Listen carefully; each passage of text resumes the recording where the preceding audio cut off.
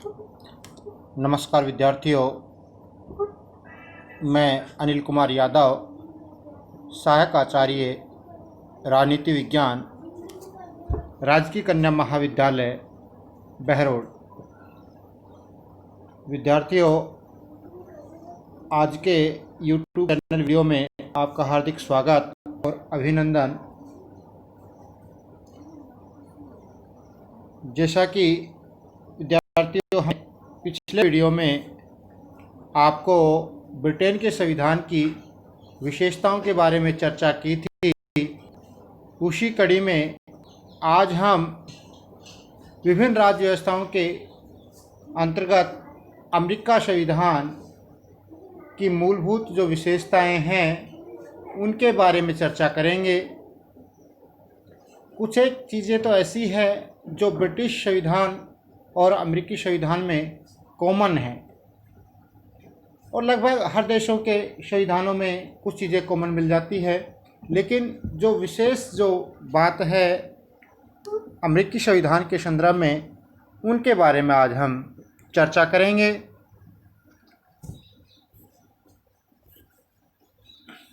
तो सबसे पहले हम जब बात करें अमेरिकी संविधान की विशेषताओं में, तो वर्तमान में जो अमेरिका का संविधान है उसका निर्माण कब हुआ, कैसे हुआ। तो बात करें फिलाडेल्फिया कॉन्फ्रेंस 1787 के माध्यम से अमेरिका के वर्तमान संविधान का निर्माण हुआ। इस फिलाडेल्फिया कॉन्फ्रेंस की जो अध्यक्षता की थी वो जॉर्ज वॉशिंगटन के द्वारा की गई, और इस सम्मेलन के माध्यम से ही जो संविधान का एक तरीके से प्रारूप तैयार हुआ उसको 1789 में लागू कर दिया गया। तो कई बार प्रश्न पूछ लिया जाता है विद्यार्थियों कि अमेरिका के वर्तमान संविधान का निर्माण कब और किस प्रस्ताव के द्वारा हुआ या किस सम्मेलन के द्वारा हुआ, तो उसमें आपको संकोच करने की कोई आवश्यकता नहीं है। आपको स्पष्ट करना है कि फिलाडेल्फिया कॉन्फ्रेंस के माध्यम से 1787 में, जिसकी अध्यक्षता जॉर्ज वाशिंगटन ने की थी, अमेरिका संविधान का प्रस्ताव तैयार हुआ और जिसे 1789 में लागू कर दिया गया। तो इस प्रकार ये बात तो होगी कि अमेरिका संविधान का निर्माण। अब विशेषता की बात जब हम करें तो सबसे पहले हम जो विशेषता है वो लिखित संविधान। लिखित संविधान को हम पहले भी चर्चा कर चुके हैं। जब ब्रिटेन का संविधान आपको पढ़ाया था, उसकी जो विशेषताएं बताई थी, तो उसमें हमने संविधान को सामान्यतः दो भागों में बांटा था, लिखित संविधान और अलिखित संविधान। ब्रिटेन का जो संविधान है, जहां एक तरफ वो अलिखित संविधान है, चूँकि वहाँ उसको एक लिखित दस्तावेज के रूप में प्रस्तुत नहीं किया गया है, जबकि अमेरिका का जो संविधान है वो लिखित संविधान है, उसे एक दस्तावेज के रूप में संग्रहित किया गया है, और उसी के आधार पर अमेरिका की जो शासन व्यवस्था संचालित की जाती है। बात आए कि संसार का प्रथम लिखित संविधान अमेरिका का संविधान ही है। अब अगली चर्चा हम करते हैं निर्मित संविधान। इसी के संदर्भ में हम देखें कि अमेरिका का संविधान संसार का प्रथम निर्मित संविधान है। ब्रिटेन के संविधान के संदर्भ में हमने आपको पढ़ाया था कि संविधान के दो रूप, विकसित संविधान और निर्मित संविधान। तो विकसित संविधान के अंतर्गत जिसका एक समय के साथ विकास हुआ हो, समय के साथ निर्माण हुआ हो, लेकिन जो निर्मित संविधान है उसका निर्माण एक संविधान सभा के द्वारा एक निश्चित समय अवधि में किया गया। तो अमेरिका का संविधान भी एक निर्मित संविधान की श्रेणी में आता है। उसका निर्माण एक संविधान सभा के द्वारा किया गया है। इसलिए अमेरिका का संविधान विश्व का प्रथम लिखित और निर्मित संविधान है। इसके बाद विद्यार्थियों हम बात करें दूसरी विशेषता पर, वो है संक्षिप्त संविधान। अब इसमें भी हम दो रूप दे सकते, संक्षिप्त और विस्तृत।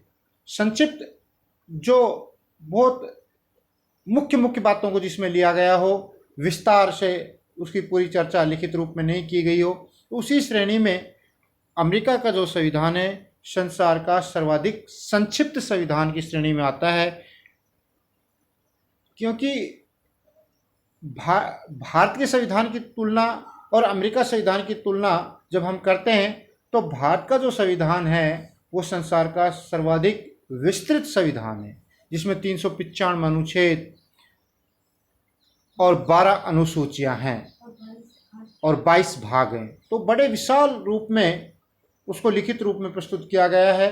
लेकिन अमेरिका का संविधान है संसार का सर्वाधिक संक्षिप्त संविधानों की श्रेणी में आता है, जिसमें कुल 7 ही अनुच्छेद हैं और उनके अंतर्गत केवल आधारभूत सिद्धांतों का ही उल्लेख किया गया है। अन्य बातों का उल्लेख अमेरिका संविधान के अंतर्गत नहीं किया गया है। इसी कारण से एक विद्वान है मुनरो, जिन्होंने कहा कि अमेरिका के संविधान में केवल 4000 शब्द है जिनको आधे घंटे के अंदर पढ़ा जा सकता है। तो इस प्रकार जब मुनरो इस कथन के माध्यम से यही स्पष्ट करना चाहता है कि अमेरिका का संविधान संसार का सर्वाधिक संक्षिप्त संविधान है कि केवल 4000 शब्द जिनको बड़ी आसानी से हम आधे घंटे की अवधि में ही पढ़ सकते हैं। क्योंकि इसमें केवल जो अमेरिका का जो संविधान है उसमें केवल केंद्र सरकार की मूल संरचनाओं के बारे में बताया गया है, राज्यों या इकाइयों के बारे में नहीं बताया। क्योंकि अमेरिका के अंतर्गत एक व्यवस्था है कि जो इकाइयां हैं अर्थात जो राज्य हैं उनके अलग संविधान हैं। तो मूल रूप से यहाँ केवल केंद्र सरकार की मूल संरचनाओं का वर्णन ही अमेरिका संविधान के अंतर्गत किया गया है।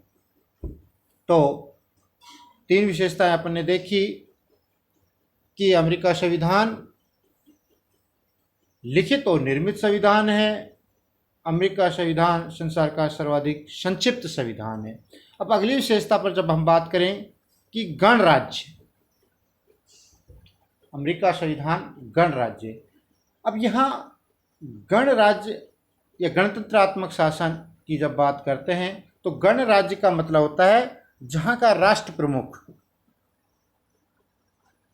जनता के द्वारा निर्वाचित होता हो, चाहे वो प्रत्यक्ष रूप से या चाहे अप्रत्यक्ष रूप से। तो अमेरिका का संविधान है वहाँ गणतंत्रात्मक शासन प्रणाली है, गणराज्य है, क्योंकि वहाँ के राष्ट्रपति का चुनाव जनता के द्वारा अप्रत्यक्ष रूप से किया जाता है।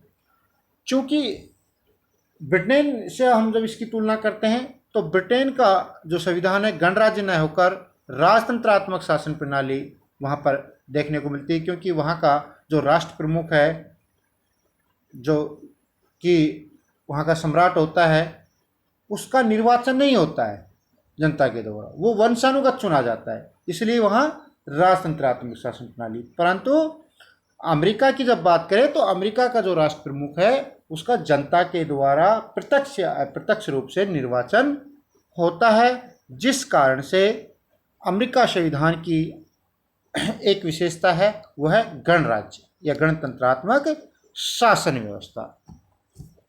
अब अगली जो विशेषता पर अपन विद्यार्थियों चर्चा करें वो है संघात्मक शासन व्यवस्था। मैंने आपको ब्रिटेन का जो संविधान की विशेषताओं के अंतर्गत चर्चा की थी कि शक्तियों के विभाजन के आधार पर शासन व्यवस्था के 2 रूप थे, संघात्मक शासन व्यवस्था और एकात्मक शासन व्यवस्था। एकात्मक शासन व्यवस्था विशेषता है ब्रिटेन के संविधान की और संघात्मक शासन व्यवस्था विशेषता है अमेरिका के संविधान की। इसी तरह भारत में भी अमेरिका की तरह संघात्मक शासन व्यवस्था को अपनाया गया। अब अपन देखेंगे संघात्मक शासन व्यवस्था के अमेरिका के संविधान में क्या मूल्य हैं। तो संघात्मक शासन व्यवस्था का जनक ही यूएस से है और हमने जो भारत के संविधान में जो संघीय शासन व्यवस्था का अपनाया गया है वो अमेरिका के संविधान से लिया है। तो कहें कई बार प्रश्न पूछा जाता है कि संघात्मक शासन व्यवस्था का जनक किसे कहा जाता है। जिस तरह संसदीय शासन व्यवस्था का जनक ब्रिटेन को कहा जाता है, इसी तरह संघात्मक शासन व्यवस्था का जनक अमेरिका को कहा जाता है। संघात्मक शासन व्यवस्था के अंतर्गत मूल बात है कि संघात्मक शासन व्यवस्था में केंद्र एवं राज्यों के मध्य शक्तियों का स्पष्ट विभाजन कर दिया जाता है और इन स्पष्ट विभाजन के अंतर्गत जो राज्य की इकाइयां हैं और केंद्र सरकारें, दोनों ही अपनी शक्तियां संविधान से प्राप्त करते हैं। जहां एकात्मक शासन व्यवस्था में राज्यों की जो इकाइयां हैं अपनी शक्तियां केंद्र सरकार से प्राप्त करती है, लेकिन संघात्मक शासन व्यवस्था में ऐसा नहीं है। संघात्मक शासन व्यवस्था में केंद्र और राज्यों के मध्य जो शक्तियों का विभाजन है वो स्पष्ट रूप से संविधान के द्वारा किया गया है। दोनों ही सरकारें अपनी शक्तियां संविधान से प्राप्त करती है। अमेरिका संविधान के अंतर्गत संघात्मक शासन व्यवस्था की जो बात करें तो उसमें जो अवशिष्ट शक्तियां हैं, जैसे केंद्र की कुछ शक्तियां केंद्र सरकार को सौंप दी, कुछ शक्तियां राज्य सरकारों को सौंप दी। तो उसी दृष्टिकोण में जब हम बात करें, जो अवशिष्ट से शक्तियां जो बच गई वो अमेरिका संविधान में राज्यों की इकाइयों को सौंपा गया है, राज्यों को सौंपा गया है। जबकि भारत में इस तरह नहीं है। भारत में जो संघात्मक शासन व्यवस्था है उसमें जो अवशिष्ट शक्तियां हैं वो केंद्रीय इकाइयों को सौंपा गया है, केंद्र सरकार को सौंपा गया है। तो इस प्रकार हम कह सकते हैं कि संघात्मक शासन व्यवस्था अमेरिका संविधान की मुख्य विशेषताओं में सम्मिलित है। अब बात करें संघात्मक शासन व्यवस्था के अंतर्गत, जैसे अमेरिका की जो व्यवस्थापिका है जिसको कांग्रेस कहा जाता है, उनमें उसके 2 सदन हैं। तो उसका दूसरा जो सदन है जिसमें सीनेट आता है, सीनेट में राज्यों का एक समान प्रतिनिधित्व प्राप्त है। जैसे प्रत्येक राज्य से 2 सदस्य निर्वाचित होकर आते हैं, तो कुल मिलाकर वहाँ 50 राज्यों से 100 सदस्य सीनेट में चुनकर आते हैं। तो यहाँ भी एक थोड़ा सा अंतर देखना पड़ेगा, भारतीय संघात्मक शासन व्यवस्था और अमेरिका की संघात्मक शासन व्यवस्था।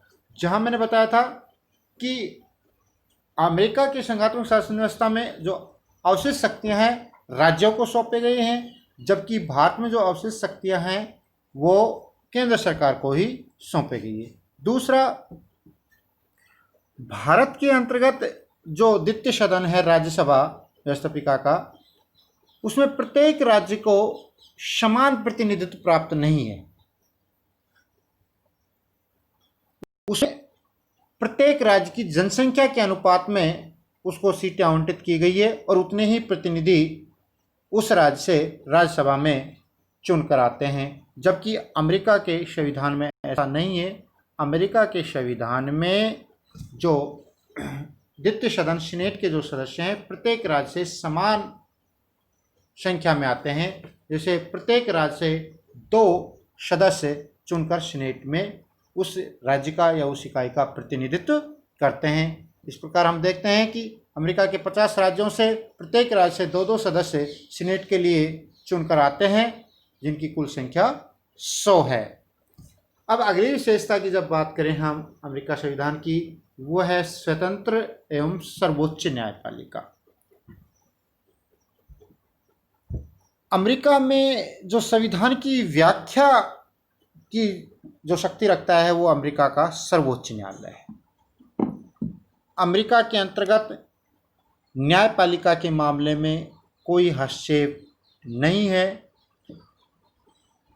अमेरिका का सर्वोच्च न्यायालय संविधान की व्याख्या कर सकता है और अमेरिका का सर्वोच्च न्यायालय अमेरिका की जो व्यवस्थापिका जिसको कांग्रेस कहते हैं, कांग्रेस के द्वारा निर्मित जो कानून है उनकी समीक्षा भी कर सकता है, अर्थात उनकी पुनर्व्याख्या कर सकता है, उनका न्यायिक पुनर्अवलोकन कर सकता है। यदि वो संविधान के विपरीत हैं तो उनको रद्द कर सकता है। तो इस प्रकार यहाँ देखने को मिलेगा कि अमेरिका संविधान के अंतर्गत स्वतंत्र एवं सर्वोच्च न्यायपालिका की व्यवस्था की गई है। इसी को स्पष्ट करने के लिए एक विद्वान हुए हैं जस्टिस हुज। वो कहता है कि हम संविधान के अंतर्गत तो हैं, परंतु संविधान वैसा ही है जैसा न्यायाधीश कहते हैं। अर्थात न्यायपालिका को संविधान की रक्षा का पूर्ण दायित्व अमेरिका संविधान के अंतर्गत सौंपा गया है। धन्यवाद स्टूडेंट्स। क्या एक मिनट का